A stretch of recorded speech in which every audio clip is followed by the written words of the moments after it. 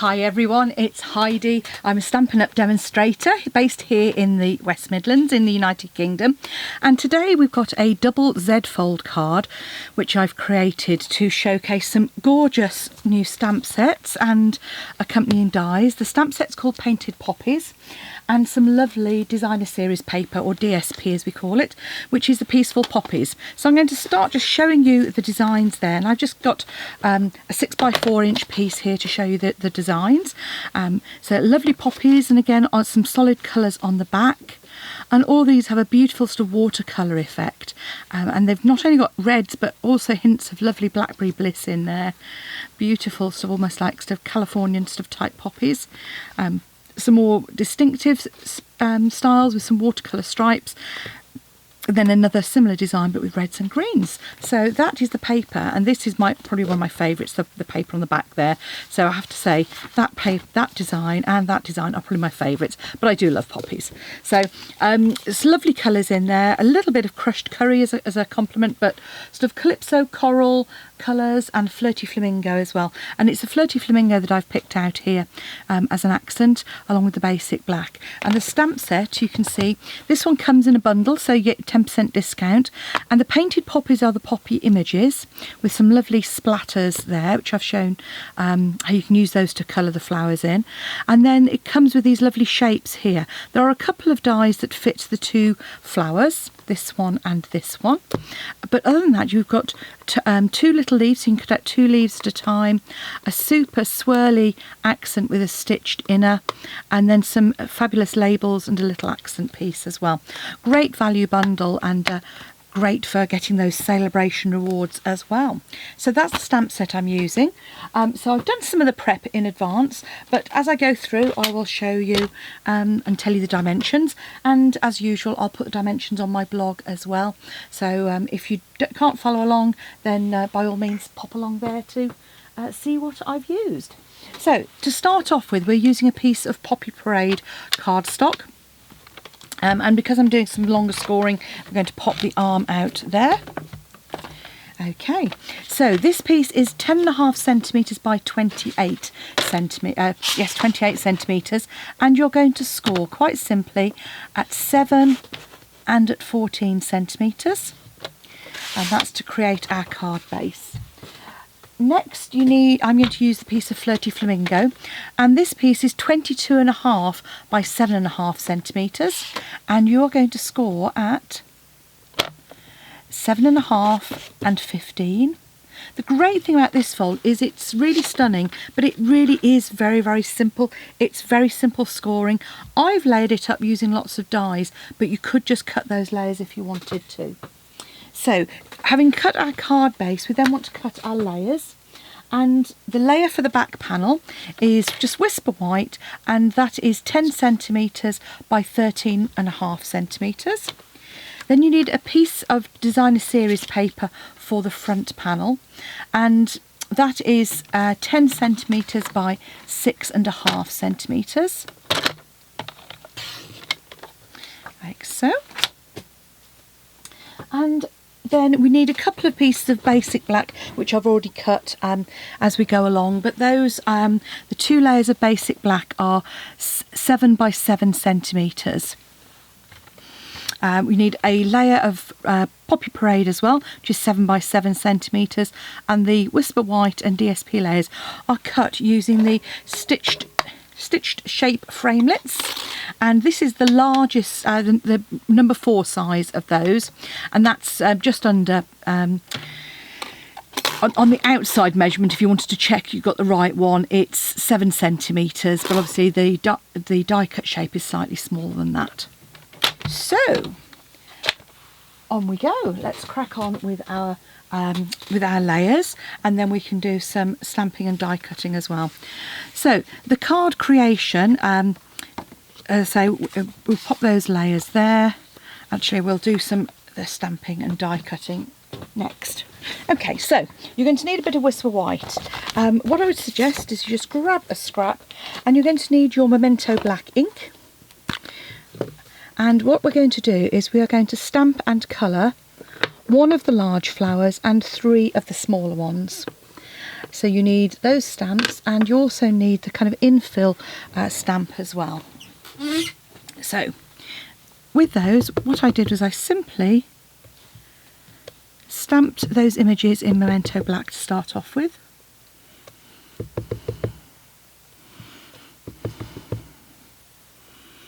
Like so.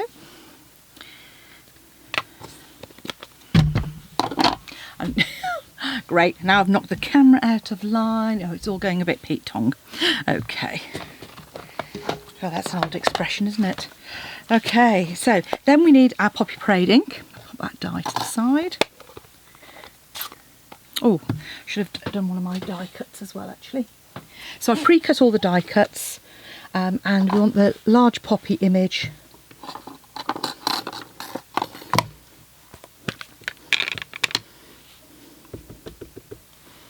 So I'm just going to stamp that just to the left-hand edge.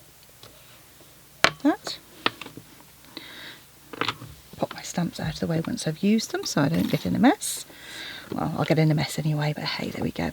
Now with this, I've just taken this infill image, and it doesn't line up, it's not precise, so I'm just stamping over each of those like so.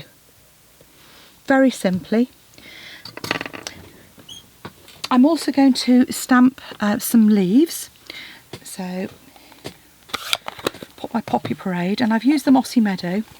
So again, that's another one of the accent colours in the Designer Series paper. So I'm just stamping 3 of these leaves as well. Now to colour these leaves and also this poppy on the side there, if you've got markers, fantastic, you can use those. If you haven't, then I'm just using a technique that I use quite a lot when I just want a little bit of colour particularly, and that's to add some ink to one of our blocks or any non-porous surface, and then one of our blender pens. So you can see this end is one I've used for sort of reds, and all I'm doing is just picking up a little colour. I'm picking up a bit of glue on the back of that piece of paper as well. Bit of colour, and I'm going to come in and just colour that poppy in like so, as much or as little as you want. Now obviously if you've got blends you can use those. If you wanted to watercolour, I would recommend you stamp in Stays On instead, because obviously that allows you to watercolour without any bleeding of the colour of the leaves. Or I've possibly made that a little bit dark, but never mind. Okay, so just, you know, blender pens mean that you can turn whatever ink pad you've got into a colour. So there we go. And then what we do need to do is stamp our back panel image. So again, I'm using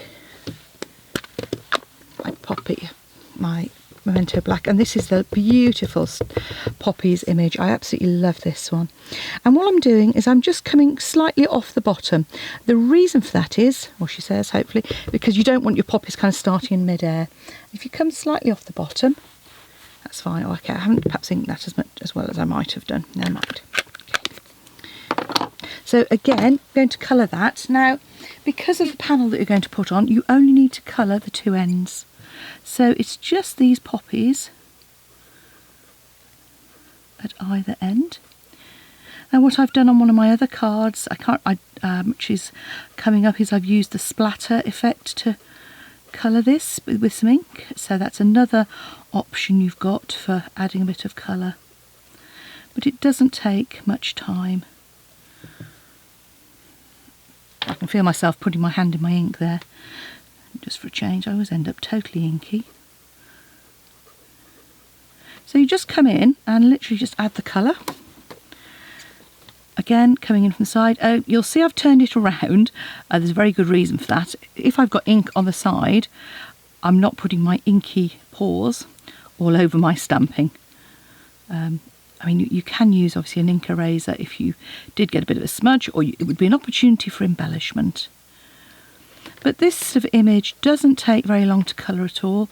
If you don't want to, but obviously you can take as much or as little time as you want. So hopefully that's sufficient, certainly sufficient for this demonstration. Popping our ink pads out of the way. So let's crack on with the card construction. Really good idea to use your bone folder here. So you want to cut your card to the right length in the first place. That looks like I didn't trim it to 28, I think. Let's just get in there. 714. Oh yes, look at that. There we go. If ever you're unsure about trying a fancy fold, one of the things I do, you wouldn't believe it, would you? But I do actually try these out in advance, and I actually create it using some paper. So that's what I've done there.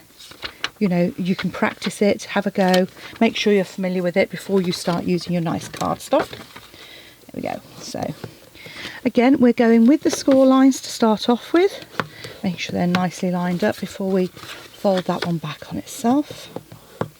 And then we can add our layers. So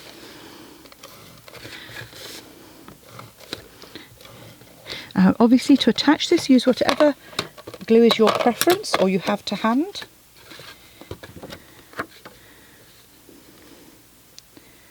And that layer just pops in on the back there.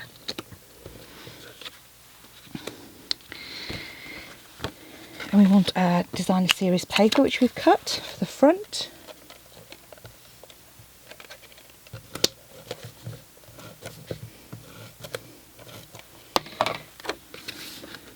So again, just remember, you know, when you add your layers, keep your card flat. It helps you make sure they're nicely layered. Okay, so again, with our, and again we're creating a, God, I've actually cut that one pretty appallingly. Okay, we'll just have to ignore that for the moment. Okay, so this one goes on our panel here.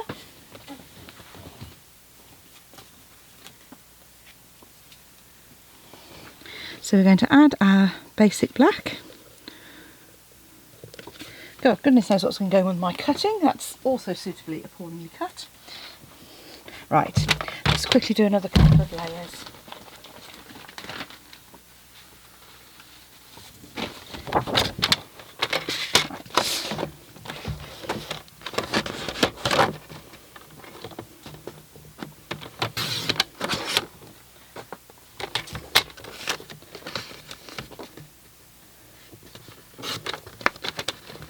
So, do 2 new basic black layers.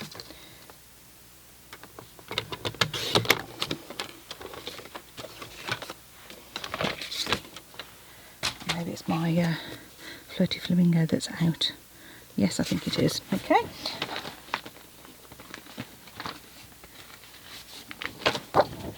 So let's correct that as well then. So 7.5 centimetres from the length of your cardstock. And then we're going to go with 7.5 centimetres, 15 centimetres, and cut at 22.5 centimetres.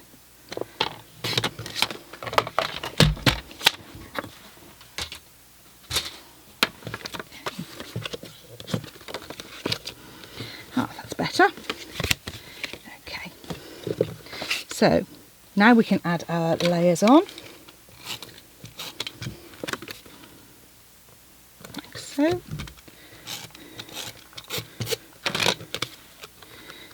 So this is our lovely sentiment panel at the back. We've then got our my other pieces which I've got. So this is a lovely poppy pattern for the middle.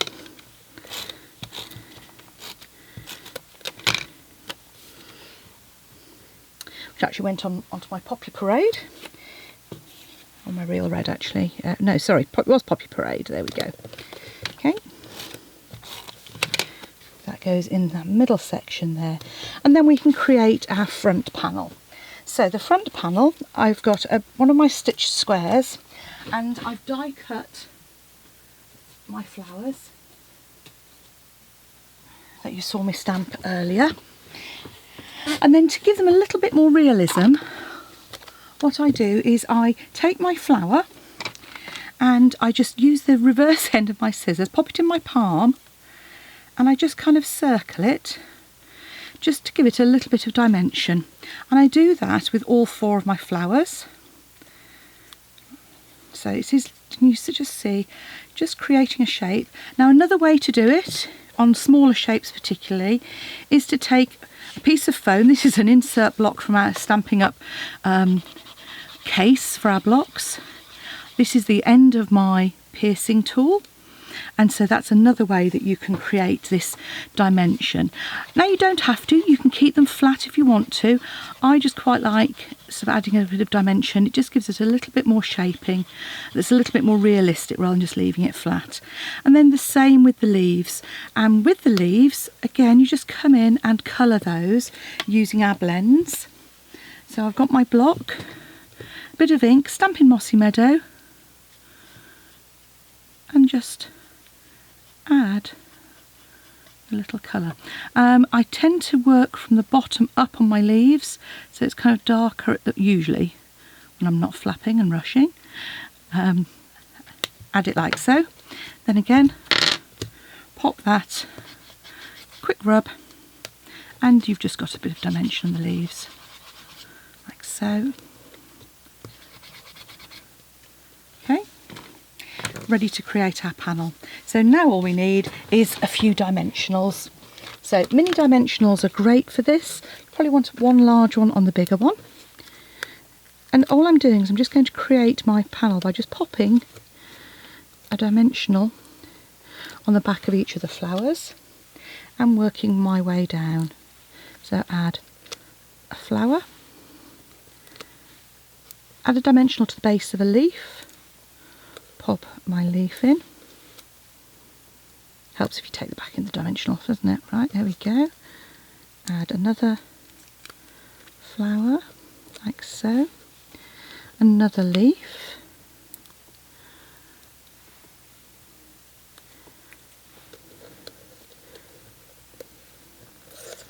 Like so. Last flower.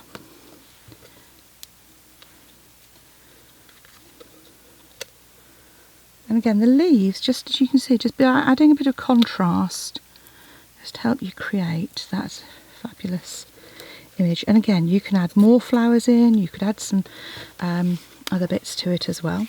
I've then cut one of the accent pieces in basic black. And all I'm going to do now is add my panel to my basic black, which actually previously I did before I put my layers on. So usually a good idea. I'm just adding the glue for this down the edge. So I can just pop that like so. And that just gives, again, just a little bit more added interest. I mean, you know, dies, if you haven't got a die cutting machine, you could always punch an edge if you wanted to. Use our ribbon edge punch to create a layer, and obviously you could hand cut the flowers if you haven't got the dies, but the dies with the bundle with 10% off makes so much sense to use. And then all I'm going to do is add this panel onto the front here of my card. The next piece then is to add our card to the front. The easiest way I find to do this is to centre this on our back panel, and you can measure it if you want. It's about 3 centimetres in from each side. So just pop that on there, fold our card up and add glue just to this right hand edge here. Press down on the back, fold forward on the front, and there's your Z-fold card, double Z-fold. I think it looks lovely. I hope you enjoy making one too. They are great fun and really not at all complicated. And I hope you enjoy using this lovely stamp set as well. Don't forget to pop along to my blog, and there's links there to buy the products. Thanks for watching. I'll see you again soon. Bye now.